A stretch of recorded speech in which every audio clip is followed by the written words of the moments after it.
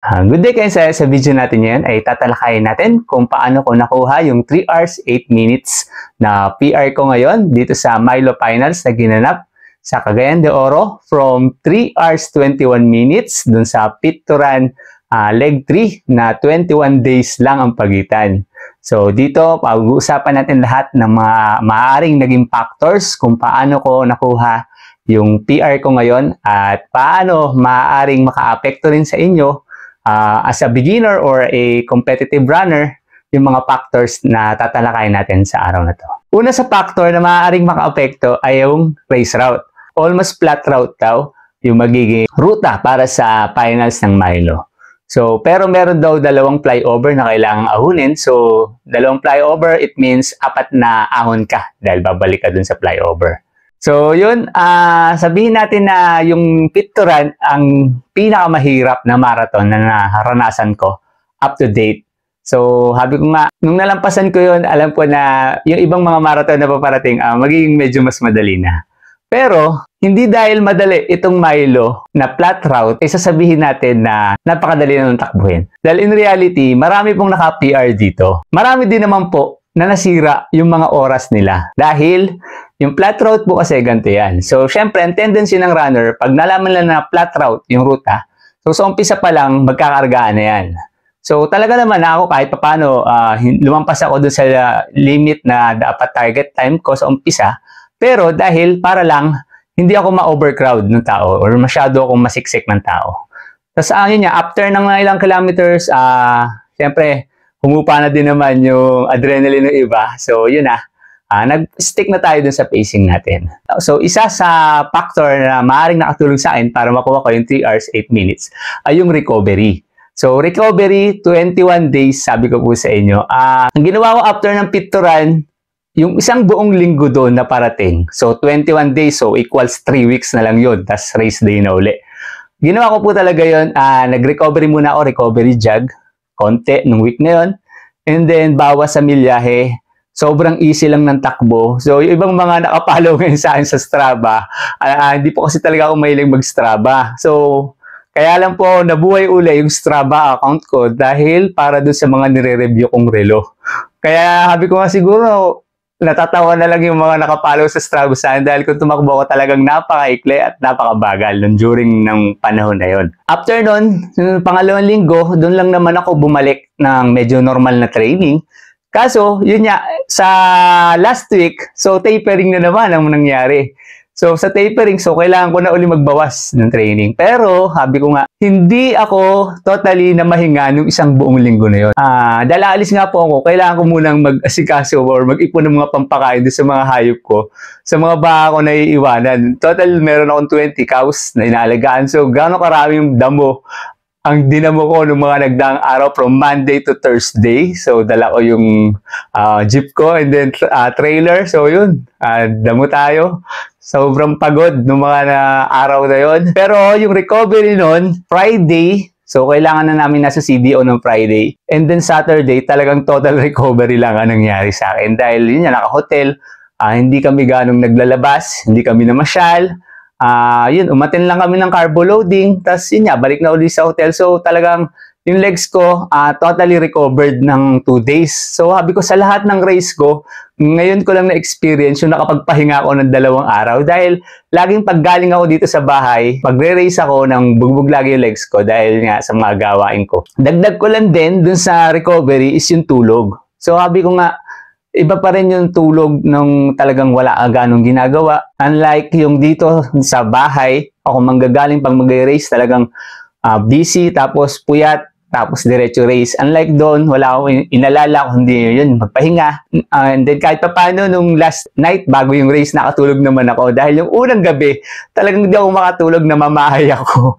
So sabi ko kahit anong komportable or lamig ng aircon or nung higaan, masarap higaan, iba pa rin matulog sa bahay, sarili mong bahay. Pero yun, kahit pa paano, nakabawi naman ako dun sa last night bago mag-race day. So, isa pa, sa factor na maaaring nakatulong ay yung strategy nga ng game plan. Ang target ko lang po dito is 430 ang maging average ko. Ang pangarap ko kasi talaga dito sa finals ng Milo Hobby ko, makuha ko lang yung sub 320. Alam niyo yan, may mga video ko na sinabi no, na nagte-training ako na. Ang target ko lang is ma-break yung PR ko 3 hours 20 minutes pababa. So, sabi ko, magiging napakasaya ko kung magagawa ko ng at least 3 hours 15 minutes. So, yun lang yung target ko. So, I'll stick to the plan. And then, ang game plan doon, sabi ko 4:30 pace. So, may mga nadaanan po ako sa ruta na pakiramdam ko same pace kami, same target time kami. So, yun nga, umangkas ako sa kanila. Andun, may mga video naman ako nun, di ba, nang in-upload ko nakaraan. May mga grupo ng mga Bisaya pala sila. So, hindi ko kasi maintindihan yung language nila. So, yun yan, nakikiramdam lang ako doon sa binibigay nilang pace, tapos sumasabay lang ako.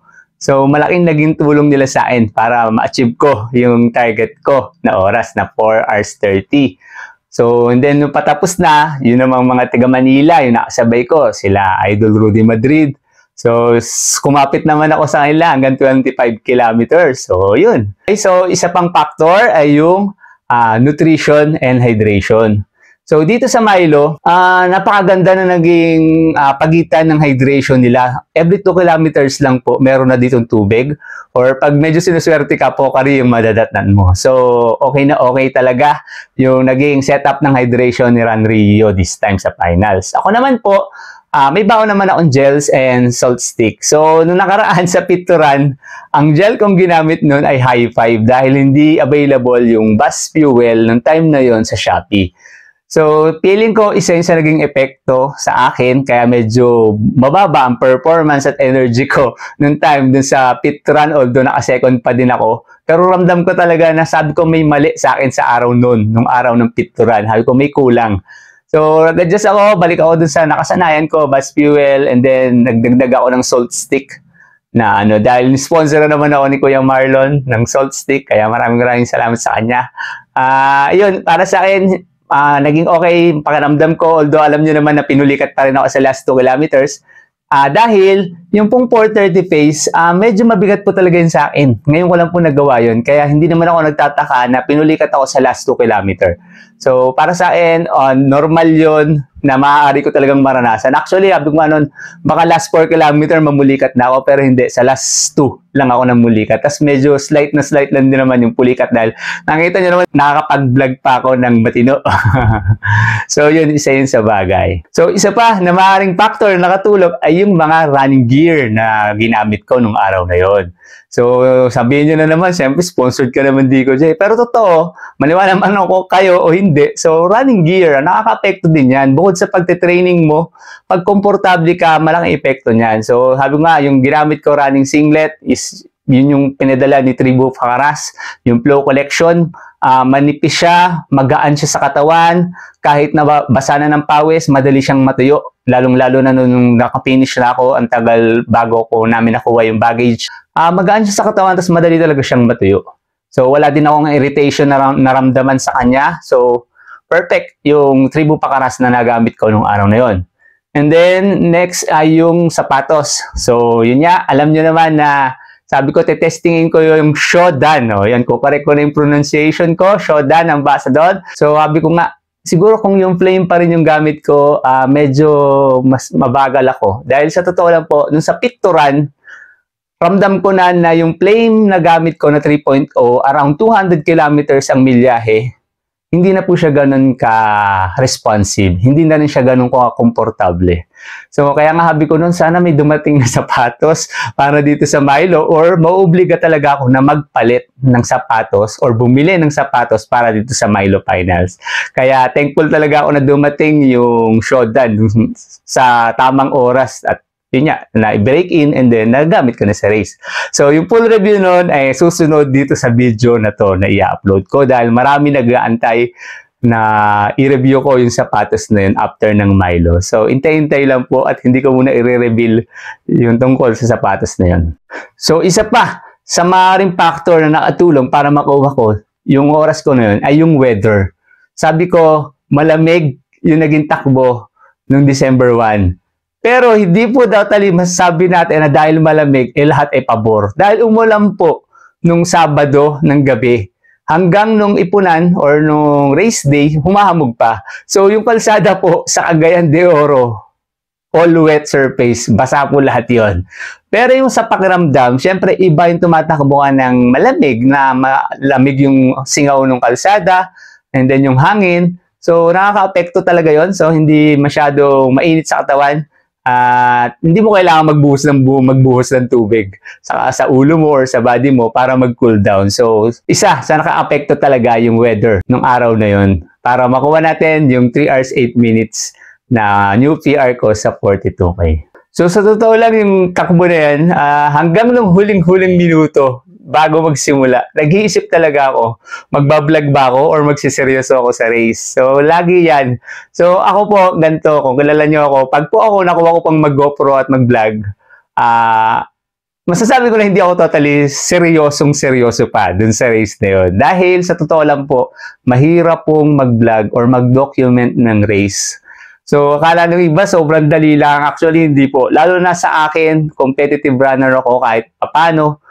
Nakakabagal po yun. So, dagdag bigat sa kamay mo.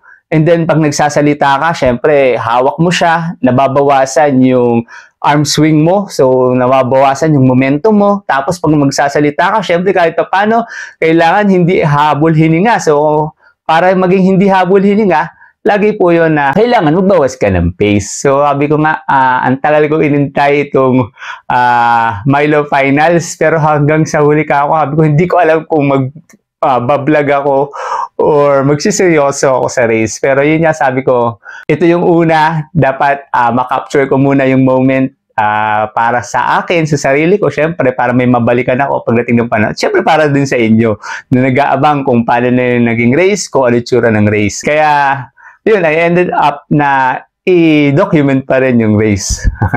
So, dito ko na po tatapusin yung video natin. Sa tingin ko na natalaki ko na po lahat yung mga factors na maaaring nakatulong sa akin para makuha ko yung bagong PR dito sa 42K, dito sa Milo Finals sa Cagayan de Oro. Sa lahat mo ng mga nanonood, sa mga nakasubscribe sa channel, sa mga nakapollow sa ibang mga social media account ko, marami pong salamat. So, hiling ko po na sana patuloy nyo pong i-like yung mga video natin.